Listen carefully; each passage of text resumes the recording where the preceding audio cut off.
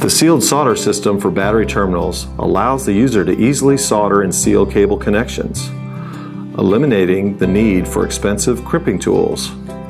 Any style of closed-end connectors can be used.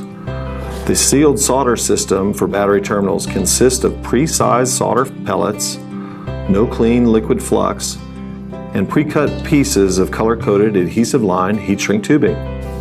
To install a solder battery terminal, match the terminal to the cable. Measure the amount of insulation to be stripped. Strip the cable.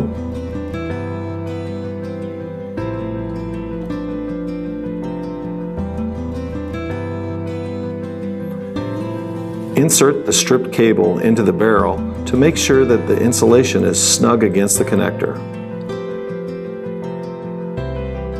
Secure the terminal in a vise. Place the solder pellet in the barrel.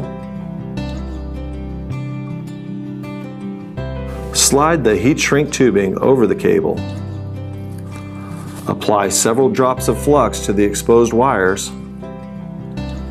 Preheat the solder pellet in the terminal for the length of time indicated in the written installation instructions.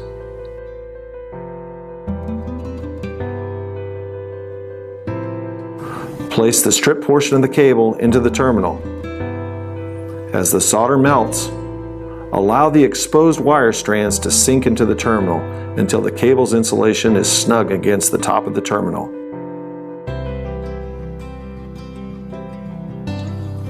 Slide the heat shrink tubing over the barrel and apply indirect heat until the tubing is fully recovered.